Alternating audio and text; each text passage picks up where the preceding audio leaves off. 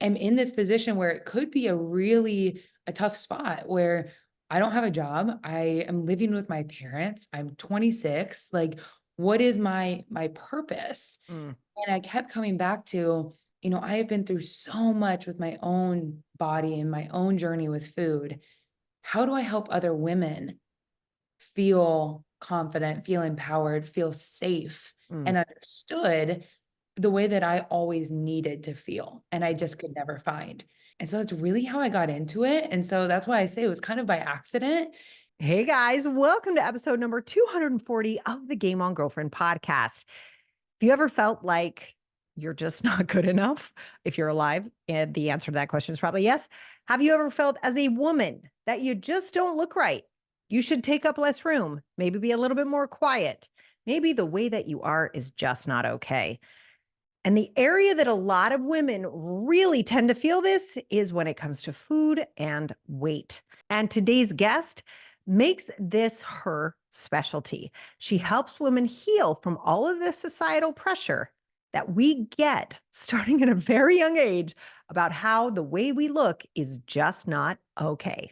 Ali Sempek, commonly referred to as Coach Ali, is an internationally certified wellness coach and founder and CEO of her own women's empowerment company, Ask Coach Ali.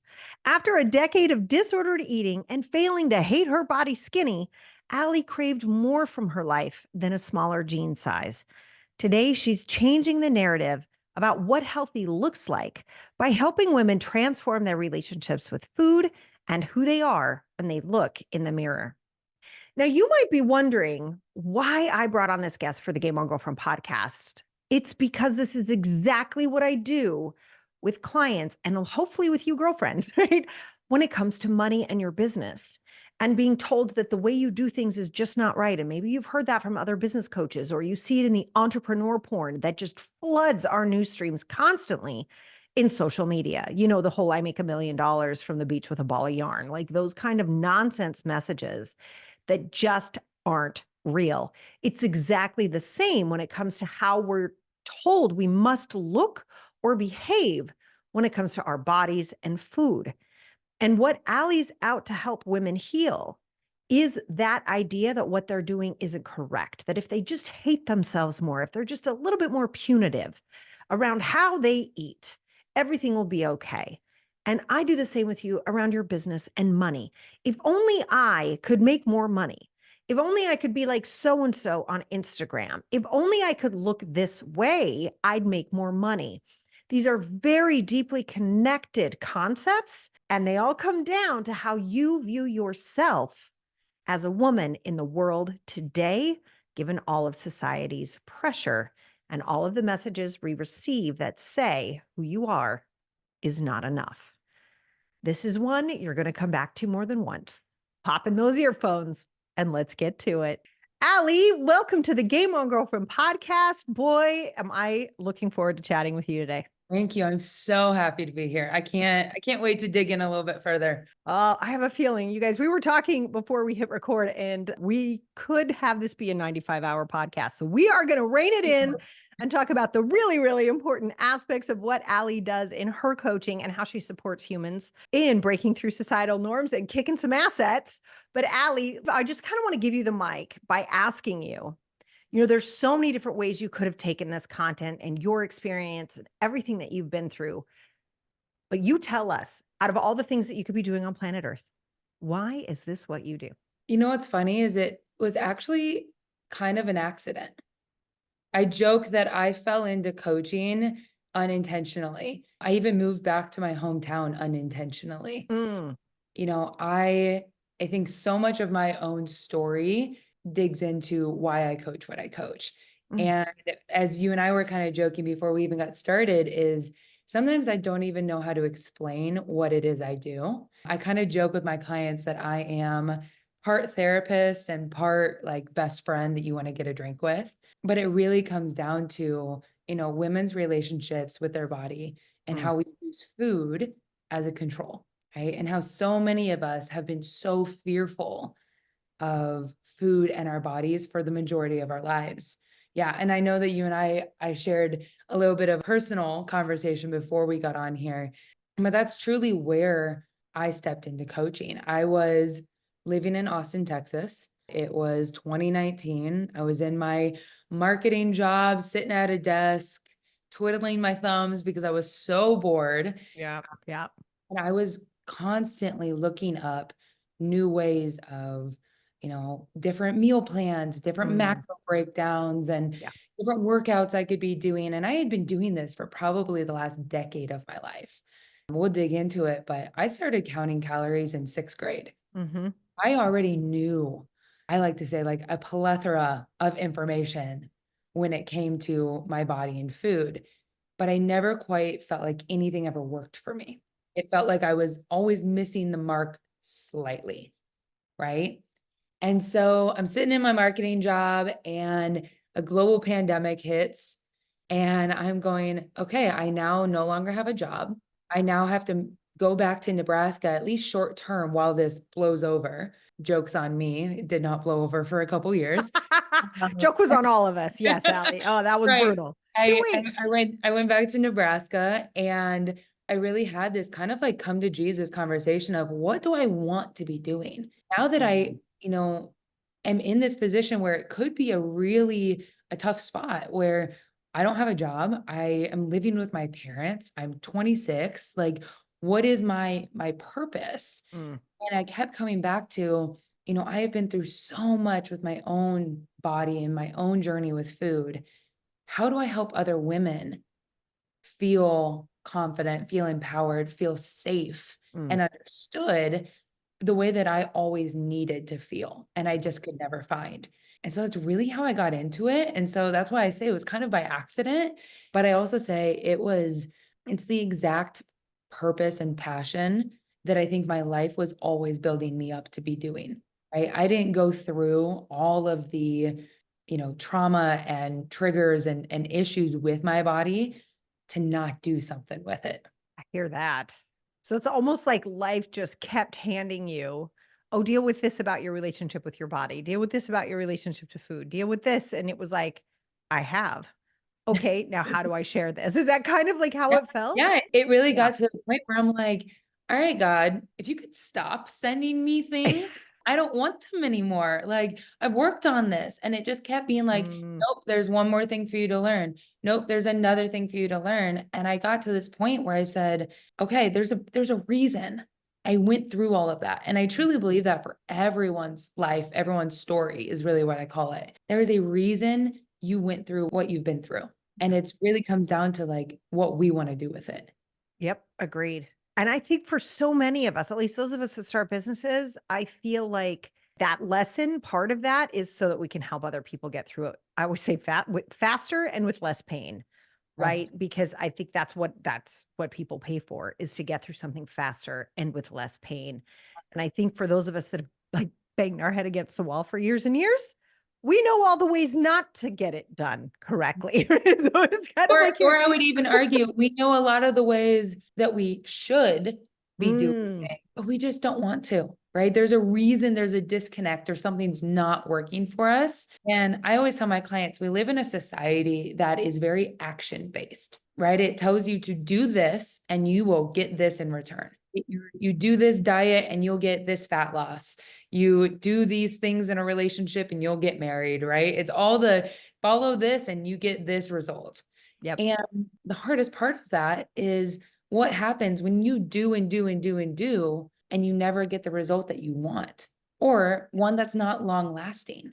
Mm, It's maybe mm, not realistic. It's not sustainable for your life. Well, all we've ever been taught is to just go back to the do, right? And right. just repeat. And I jokingly say, like, we do the same shit different day and we expect a new result. And that's And not how that works. we never will, No. right? We're doing this for decades and decades. So it sounds like, if I may, Allie, it sounds like you and I do very similar things. I tend to do it around money and sales, and you're doing it around food and body. But it's this idea if you do what the experts told you to do and it Mhm. works for a hot second, and then you want to bang your head against the wall or run away, or I always say stick a fork in your eye, right? You're like, this sucks. I hate this so much, right? And you're doing it, but the underlying crunchiness of it, the discomfort in there, the this isn't how I want to live my life, that's actually where the work is. And I say it's the true success. And I believe this in any category of life is 80% mindset, 20% strategy. So it doesn't matter what diet or what exercise or what money strategy you try on, if we're not dealing with the internal pieces of it and the way that you approach it. So it sounds like that's really where you dive in with your clients is that 80%. Yeah, exactly. I always say you have to go back further because Mm, as women, we are mental and emotional first, right? And I only work with women, but I think men as well. If you don't go back and say, mm, what are my thoughts and my feelings and where did they come from, right? Where are my limiting beliefs rooted in, right? Who taught me that or what experience taught me that? yeah. Then you will never change the pattern, Mm, right? Because you're going to always come from the same lens of maybe trauma or pain or trying to keep yourself safe when you're taking the action, right. right? And so Right. I look back and I say, your thoughts impact your feelings impact your actions impact your results. So if you're not getting what you want, you've got to go all the way back and say, how am I thinking? What is my mindset around this? What work do I need to do? Whether it's about limiting beliefs or it's about how I'm showing up in the world or what Mm, I think I'm even capable of yeah. in order Yeah. to what I'm getting. Yeah, I love that last one too. Like what am I actually capable of? What do I believe I'm actually capable of? So, if someone sits down with you in a coaching session or they're listening right now and they're like, "Yeah, but what do I do?" Because we're such a do culture, right? Yeah. Just like you said. Mhm. What could someone expect in actually working with you, or what kinds of conversations do you like to bring up with people so they do feel safe? They can Mhm. take the actions they need to take, but still healing all of that needed to happen first before it doesn't matter what actions they take, right? If the healing hasn't happened. So, what can somebody expect, or what could somebody start to look at if they're feeling curious? Like, oh, Allie's hitting some points here about food bodies and, this societal pressure we feel as women to look, be, do a certain way, right? All of life. What would that be like for them? And what I love about this question is it really does kind of tie back to what we were saying at the beginning, where I have such a different job than what our society is used to. And that's truly why I built it, was because we have, you go online and you can see hundreds, if not millions, Mm, of health and fitness coaches. We have also become a society that is starting to be more open to mental health, to therapists, to psychologists, to that realm. But there's no one that's really in the middle. There's no one that says, yes, you might have a lot of areas we need to work on, but you can also love yourself in the interim. You're allowed to have the and, not just the either or.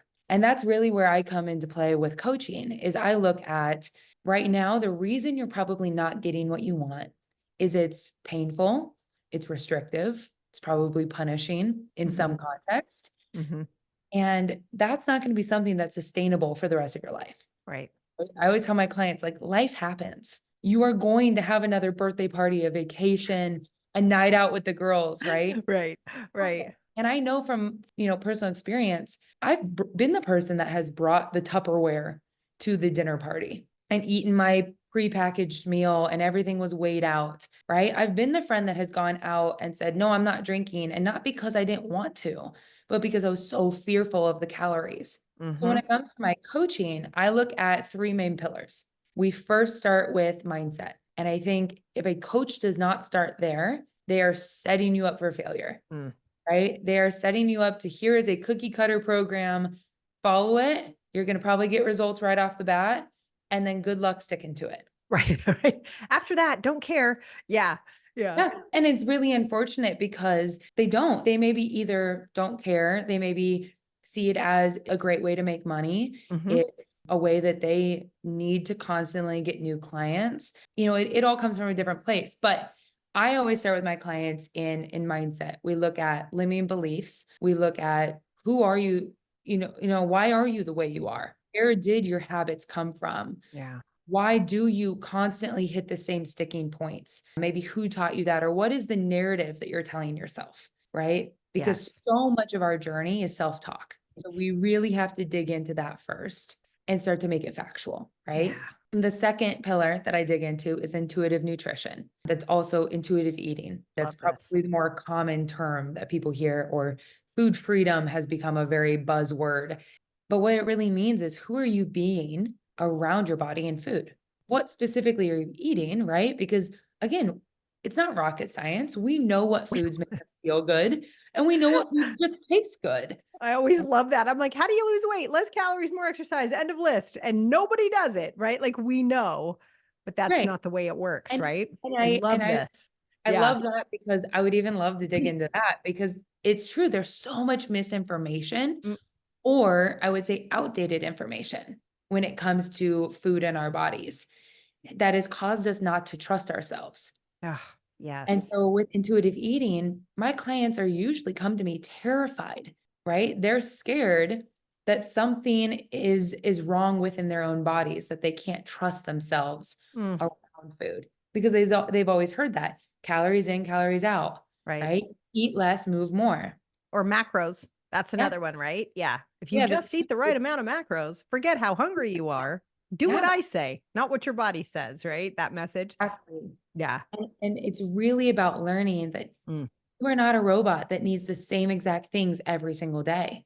You are a yeah. constantly evolving human being, and your body needs different things on any given day or moment, Mm, right? And mm, then the last pillar is all about confidence. And my favorite question to ask people is like, what do you think confidence is, or what does it mean to you?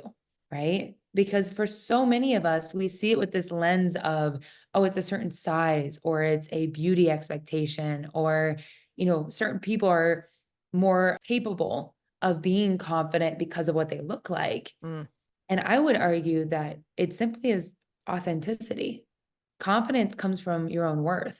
Comes mm. from knowing who you are and liking who you are. So that's Yeah. kind of a quick synopsis of what I dig into, but it really is, it's mind, body, soul. It Mm. has to all play together. Yeah. And it sounds like I'm going to use a phrase I use to. I always say to my clients, I do you so you can go do your business. But it sounds very similar, like you do your clients so they can go out and enjoy life, right? Like I'll do you. And then you go out there and you do Yes. your world, you do your food, you love your body, you do your thing. But I do want to dig in a tiny bit more on this idea that we don't know Mm. what our bodies need.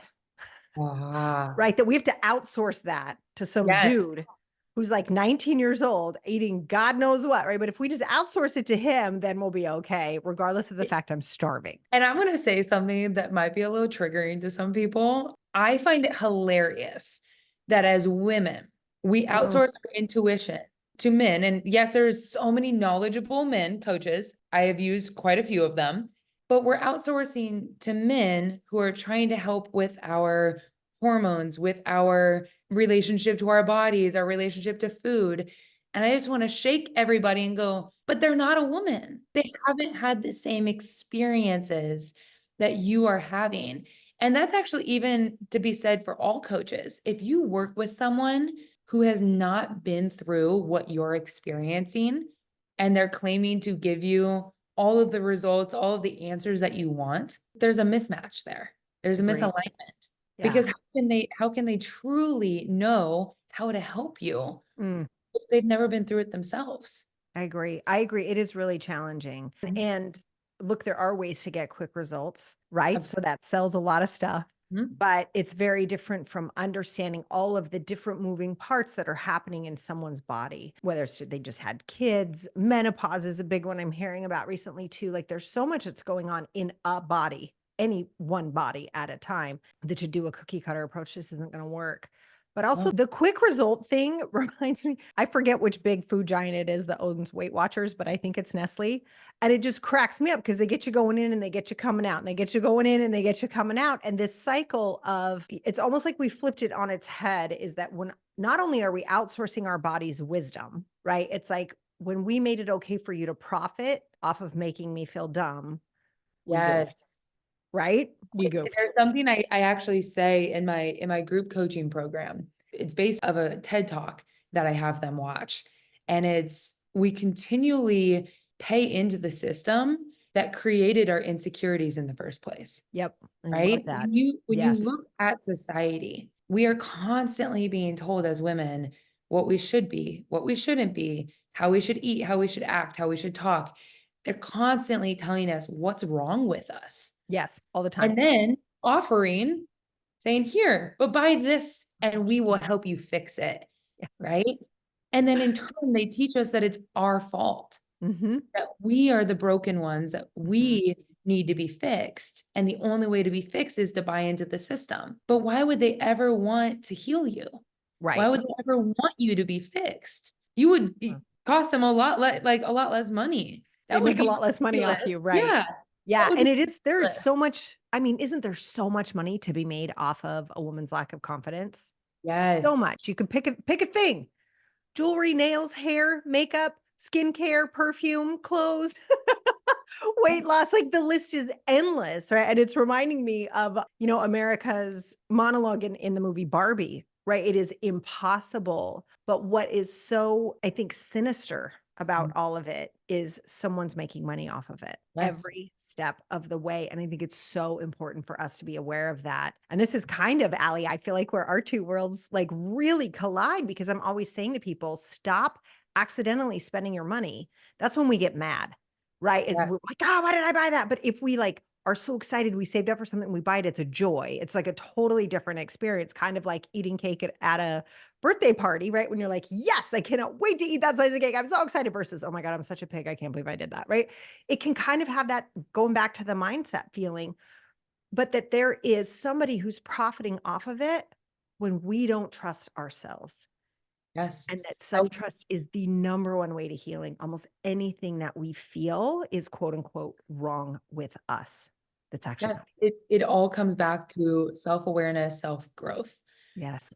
And I did a post on this the other day, but really telling people that investing in yourself Mm, is the best investment that you can ever make. yes. Whether it's investment in your relationship with food and your body, whether it's your investment in your own personal business or your own brand, maybe it's investment in your relationship, right? Couples counseling. Investing in yourself is the only knowledge and tool and resource that no one can ever take away from you, right? And this goes on a tangent, but we live in a society that's constantly saying, here, buy this, buy this, buy this, buy this, and then let's change everything about it so you have to buy new ones. That's right. That's The exactly fashion right. industry is a really hot topic that I talk with my clients on, because usually when you feel insecure in your body and you feel disconnected to who you are, Mm, you don't feel confident when you're shopping, when you're trying to find clothes that fit you, right? We hide. And mhm. I did this for decades. I Yeah. refused to wear tight clothing Mhm. because I didn't want people to see, that my stomach wasn't perfectly flat. So t-shirts, tank tops were off limits. I used to just say, "Oh, they look weird on me." No, I just hated that you could actually see my body in them, Mm, right? mm. But if we go back to the fashion concept, how often does fashion change and evolve? Constantly, Constantly. Constantly. Yeah. to the point where you can't keep up. Right. Have to keep purchasing to stay within the beauty expectations or the trends that are going on nowadays. Mm. And that's really almost how we're looking at our bodies now. Yeah. I remember you just reminded me of something I forgot about, Ali, your t-shirt tank top situation. Mine has always been my assets, as it Mhm. were. And literally, I remember backing out of rooms in high school. Like I Mm, would walk out backwards so no one would ever be able to see the backside of me in any way, shape, or form. And the only time I felt okay is in a skirt. But even then, I'd usually figure out a way to walk out backwards. How crazy is that? But that goes to this idea that we get these messages starting early yes. and it's on us to heal them. And now you can look at my assets all you want. I don't really care. But back My then, my I'd favorite literally asset, back out to of be a room, totally right? Like, honest. I'm curious, and yeah. you're totally welcome to answer this or Yeah, skip let's over, go. but where did that come from? Why was I it that think part of your body that felt misaligned? I could tell you exactly. When I was, We moved when I was 8. So I was probably 9 or 10. My best friend lived next door. She was very, very thin. Like, those, young girls who were like skeletons with hair just because they haven't hit puberty yet, right?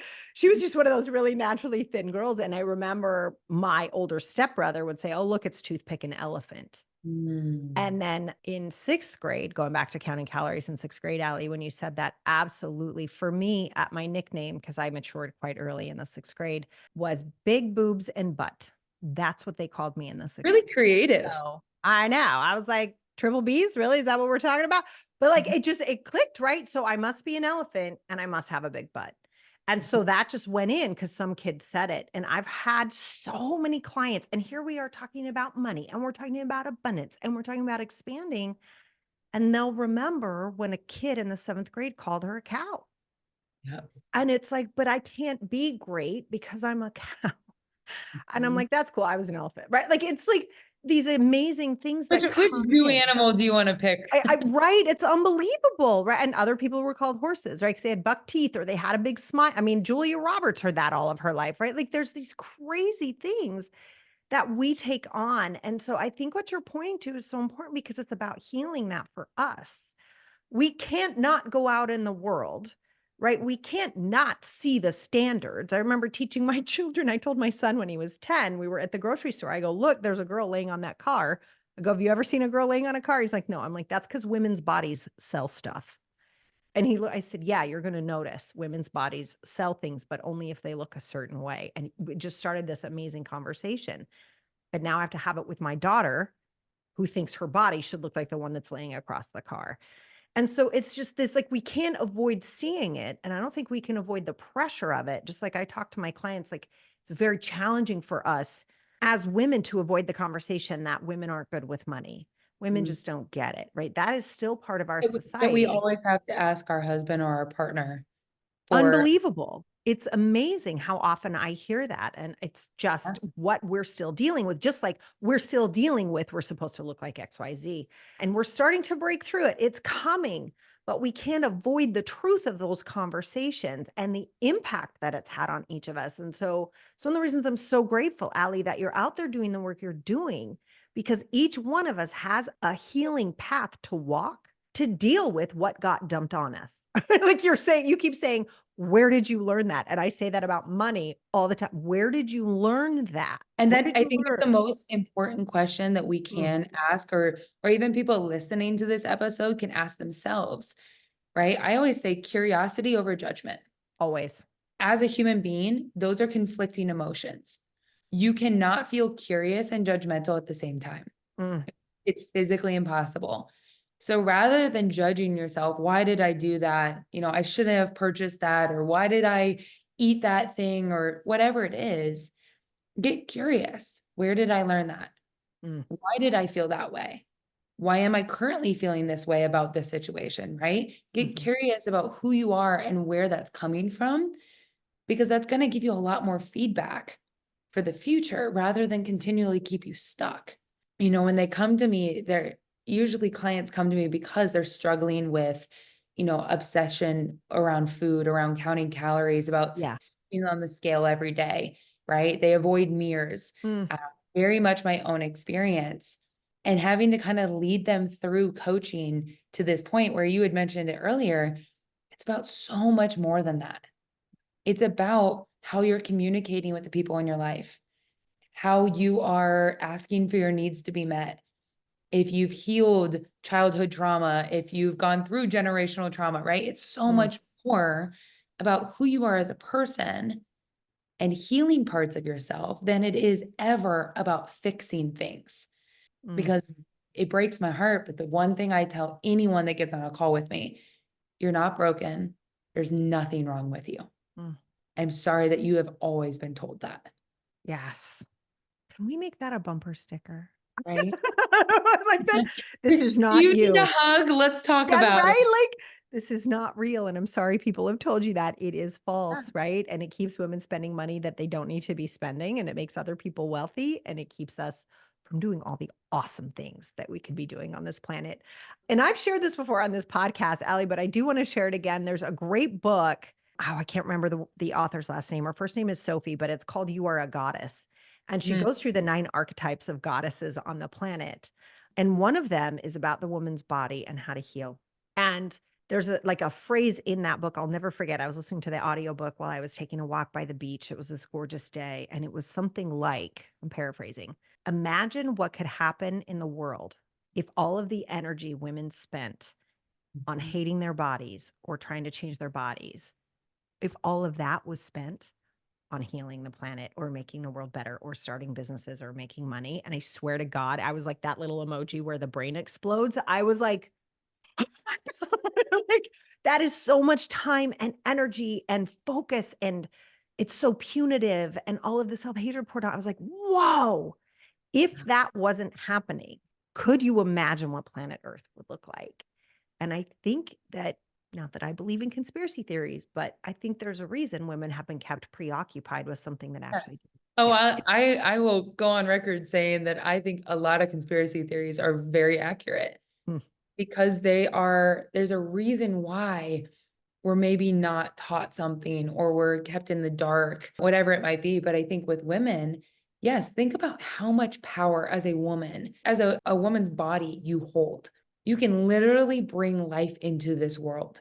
And we are constantly taught to be smaller, be quieter, bounce back, look different. I work with women all across ages, anywhere from 18 to I think one of my oldest clients was in her 60s.